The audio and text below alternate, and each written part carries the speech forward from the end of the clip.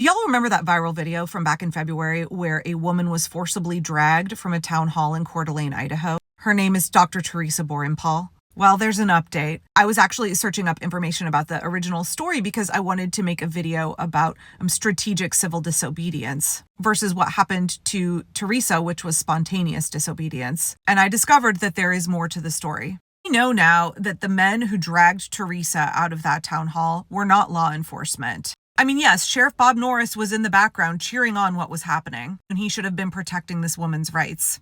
Those men were part of a private security team. They did not have any right to do what they did. And now 6 of those men have been charged in this case. This piece by Richard Rodriguez came out yesterday. It was published on KTVB, which is like a local Coeur d'Alene station. I know we're all really worried about the rule of law, whether this regime and the kind of private paramilitary that it promotes and supports are going to be able to have a completely lawless reign of terror. But here we are seeing that is not the case. The attorney for the city of Coeur d'Alene confirmed that charges have been filed against 6 men for their alleged involvement in forcibly dragging a woman from a Kootenai County Republican town hall in February. That woman is Dr. Teresa Borenpaul. The incident occurred on February 22nd during a town hall at Coeur d'Alene High School. A viral video shared nationally shows Teresa Borenpaul going back and forth with Kootenai County Sheriff Bob Norris. You should go watch that video and hear the way he behaved. Before Teresa was removed by 3 men in plain clothes. She asked them to identify themselves. She asked if they were law enforcement. They were not. They were in fact part of private security company Lear Asset Management.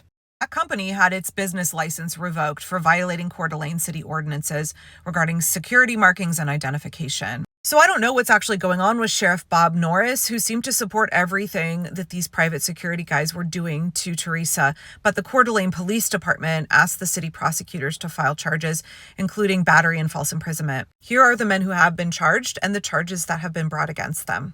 Feel free to pause and read. Coeur d'Alene is a very red part of the United States. And yet we still see the rule of law holding. I know folks were worried after that town hall when it came to light that those men were not law enforcement. They were private security. That what we were seeing was the rise of kind of an SA, Yahtzee stormtrooper style intimidation that operated outside of the confines of the law, but clearly was supported by law enforcement based on what we saw from Sheriff Norris's behavior. And even more concerning when Teresa was initially charged for defending herself. I think supposedly she bit one of those guys as they were dragging her off. I'm very encouraged to see that justice is playing out here, that there is accountability for men who think that they are above the law, that they can brutalize women for exercising their First Amendment right to free speech at a public town hall. Not only will we not be intimidated, but we're seeing even in conservative locations, the rights of the American people to exercise our First Amendment are being upheld, and that the justice system is still functioning. Do y'all remember that Republican town hall back in February in Coeur d'Alene, Idaho? The one where, at the behest of Sheriff Bob Norris, Dr. Teresa Borenpaul was forcibly dragged from the event by a group of private security guards. By the way, I did an update to that story. It's the video before this one. 6 of those men have now been charged with various crimes, including battery and false imprisonment. Yay for the wheels of justice actually turning here. But I wanted to talk more specifically about what Teresa did in that town hall and some of the lessons that we can learn. I understand the media called her a heckler, but she was in this town hall and she was just engaging back and forth with the sheriff, who I guess they maybe had a history, and he's pretty hardcore right-winger, self-proclaimed kind of MAGA dude, and he showed complete disdain for her interrupting him or her commentary in the town hall. And for those of you who are not from the U.S., political town halls are a place where constituents can come and share their perspective and opinion. They can ask questions of their electeds, but they also can just give comment. They are public forums where we are entitled to exercise our First Amendment rights. Right after this story broke and we all saw the viral video of Teresa getting dragged out and she's yelling like, "Identify yourselves, are you cops?" They're violating her First Amendment rights and her bodily autonomy. I mean, obviously, those guys have now been charged with battery and false imprisonment. I made a video about the bystander effect because I think just one man stood up and tried to stop Teresa from being dragged out. I was like, where is everybody? Why was nobody stopping her? Why were the aisles not full of people being like, you can't do that to this woman? And we happened to have one person filming it, posting it on the internet, and it went super viral. Teresa was initially charged with a crime. I think she allegedly bit one of the men. She was later released and the charges dropped. This was a spontaneous event, and she was lucky that it played out the way that it did. I know multiple people, including myself, made the comment, well, it's because she's a well-educated white woman. that she was treated as well as she was and that it made such a big splash, because here we were seeing a group that generally is pretty protected being openly brutalized at a constituent town hall in the United States of America. And the sheriff is not only allowing it, he's cheering it on. He's insulting and demeaning her while she's being dragged out of this town hall. This drew so much attention to the issue, and I think really got a lot of women to stand up. And it brought up the conversation, what kind of civil disobedience are people willing to get up to? Are we willing to be disruptive and get arrested in the defense of democracy and the defense of our rights? I just want to remind people that I don't think Teresa intended to get dragged off and arrested. This was not a strategic situation. This was a spontaneous one. And if we want to engage in that kind of civil disobedience, we have got to be strategic. Good, effective civil disobedience where you are willing to get arrested for completely nonviolent disruption is not something that you can do spontaneously. It is a planned event. You're willing to get arrested, all of the costs that incurs, psychological impacts of it, the potential of having a criminal record. Your sacrifice should not be in vain. You've got to do it for maximum impact. And so while I'm not an expert on this issue, I just want to suggest that if you are interested in engaging in civil disobedience, you need to become an expert on it. It needs to be a planned event that is documented and used for maximum publicity. Teresa is lucky that video went viral. You need to have friends around you supporting you to document and make sure that you are safe and that your rights are being upheld.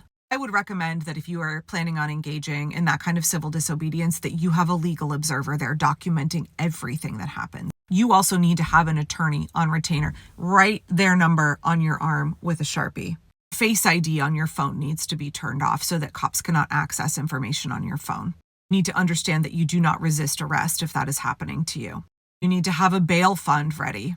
And you have to understand the full ramifications of taking on something like that. I am not in any way advocating that people go get arrested willy-nilly. But civil disobedience is a time-honored American tradition. What the fuck do you think the Boston Tea Party was? What do you think the Montgomery bus boycott was? What do you think the diner sit-ins were? It has to be done with very good planning. It has to be strategic because you want it to be impactful and effective and further your cause. You want to go into it having planned very, very thoroughly. Not in any way giving Teresa a hard time. I think in this day and age, if we are going to publicly heckle at conservative events, we are going to step out and take risks in spaces like that we need to anticipate all of the consequences and we need to be ready. Just because we are doing things that are peaceful, that are legal, that does not mean that the cops but private security firms will not violate our rights. It doesn't mean just because we are staying within the confines of the law, we might not get arrested. Or disruption may be legal. That doesn't mean the response from law enforcement will be legal. So these are just things I really want people to think about. I made a video earlier about disruption, what nonviolent disruption could look like, and why it must be used carefully with a lot of forethought and planning and for maximum effect.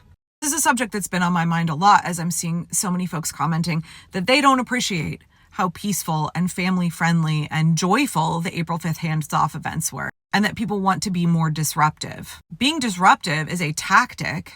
Civil disobedience is a discipline. We're not just acting out because we're angry, we're pissed off. We're not having some kind of emotional reaction. We're taking our feelings out because that's just looting and rioting.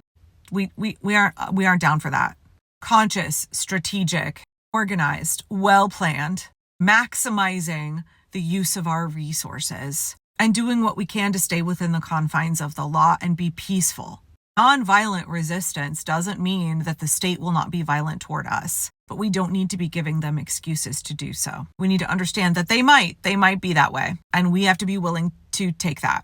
We have to understand the risks and act accordingly. That's why we need legal observers, we need attorneys, we need bail funds. We need to be savvy, and we need to make sure when we are willing to make sacrifices, that they have maximum impact and they further the cause. They take us one step closer to restoring our democracy, to toppling authoritarianism, to securing an America that is of the people, by the people, and for the people. Okay, my eldest kid and I just had to drive all the way across town, and we had an absolutely fantastic conversation in the car, and I want to share a little bit about it.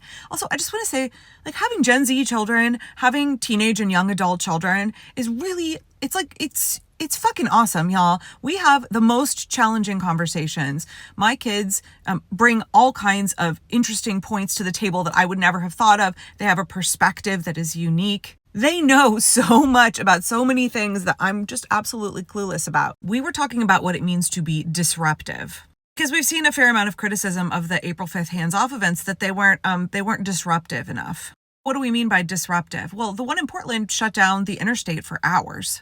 That's disruptive. That draws attention. It's not quite what I'm talking about. We saw with the BLM protests in 2020 that there was a lot of vandalism. Now, how much of that was initiated by the cops trying to get protesters to riot instead of peacefully protest so that they could then crack down? But like randomly smashing shit is not being disruptive. It's definitely not being strategic. Asking Ruth, like, what do the youth think being disruptive is? She was saying, well, we see people wanting to do things like set Tesla chargers on fire. When disruption really needs to be a coordinated action with purpose, it needs to have a message, a demand behind it. She was saying smashing the front window of the grocery store is not going to do anything but get you arrested and actually delegitimize the cause that you're protesting for. It will backfire on you. So how do we be goal-oriented? How do we be solution-minded? What does that look like when we're talking about being disruptive? She was saying, okay, well, if you want to look at the grocery store, look at the Vietnam War protests, where folks would go load up their grocery cart overflowing with things from the, freezer and refrigerated section, and go to the checkout and then just be like, oh, actually, you know what? I'm not going to get any of this because I just remembered that this grocery store chain, they support the war in Vietnam. And then they would just leave it all there, meat out of the refrigerator, ice cream melting, and they would just walk off. Well, one, that's not illegal. It's perfectly legal to get up to the grocery store counter and decide like, oops, I forgot my wallet. Oops, actually, I decided I don't want to buy this. Sorry. It was done in a coordinated way in huge numbers. It drew attention. The demand was really clear. The disruption was effective because it was done by lots of people. It was coordinated well. It was strategic. There was a purpose behind it. I keep saying that we're stronger together, right? And that applies to disruption as well. Coordinating with large numbers of people to implement a plan versus we're pissed about this injustice and we're just going to smash shit and get arrested. And let's be clear, disruption is still a part of nonviolent resistance. There might be consequences for it. And we have to be prepared to face those consequences. I keep saying we are creative, adaptive people. And if marching in the streets is not sufficient and you want to do something more, what would disruption look like?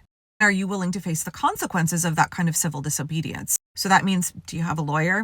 Do you have a bail fund set up for your local grassroots group? Do you have legal observers who are going to be attending your disruptive event? Of the things I keep saying over and over, we need to be strategic. We need to be strategic and ruthless. Not just ruthless, strategic and ruthless. We want to be effective. We want to use our energy. We want to use our time and our resources wisely. And we want our sacrifice to get the job done. What does disruption look like? Sit-ins? What's your demand? What's your ask when you do that? Aim it out all the way through.